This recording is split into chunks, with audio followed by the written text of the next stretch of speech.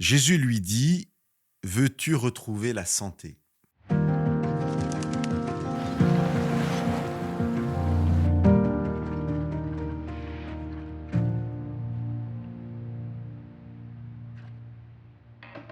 Le début du chapitre 5 de Jean nous raconte l'histoire d'un homme paralysé depuis 38 ans, qui attend un miracle au bord de la piscine de Bethsatha. La croyance populaire pensait que parfois un ange descendait dans l'eau du bassin et que la première personne à entrer dans le bassin après que l'eau ait été agitée, la tradition pensait que cette personne était guérie. L'homme paralysé est enfermé dans cette fausse croyance. Il ne voit donc sûrement dans Jésus que celui qui accepterait peut-être de rester auprès de lui pour l'aider à être le premier jeté dans l'eau du bassin.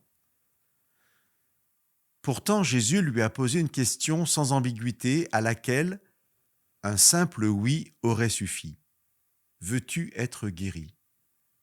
Mais l'homme paralysé est incapable d'entendre l'offre de Jésus.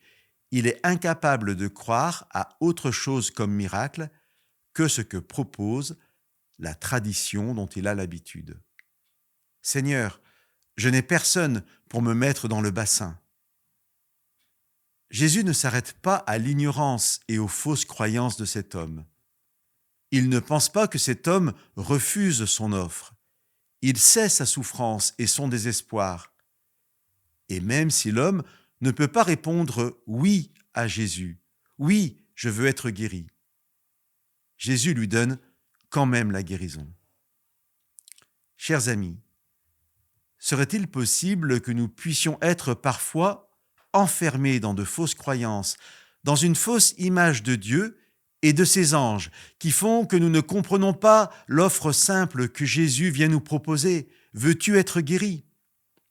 Ce texte nous rappelle que Dieu est ce Dieu d'amour extraordinaire qui, heureusement, ne s'arrête pas à nos incompréhensions et à nos ignorances sur sa grandeur, sur sa puissance, qui, heureusement, n'attend pas toujours que nous ayons tout compris pour agir dans nos vies.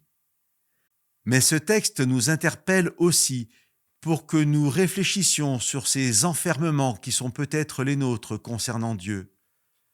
Quels sont les domaines de notre vie où nous croyons qu'il n'y a qu'une solution et pas d'autre, et que si cette solution ne nous est pas présentée, eh bien, cela nous oblige à rester dans notre situation initiale.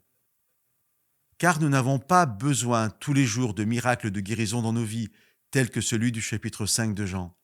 Mais nous avons assurément besoin tous les jours et à chaque instant de la présence de Jésus dans nos vies, tel qu'il veut agir pour nous et non pas tel que nous pensons qu'il peut le faire. Pour notre joie et notre paix, redécouvrons peut-être en profondeur qui est Jésus-Christ et sachons dire un simple oui à son œuvre quotidienne de restauration qu'il veut accomplir dans nos vies. Rien n'est impossible à Dieu. Que Dieu nous bénisse.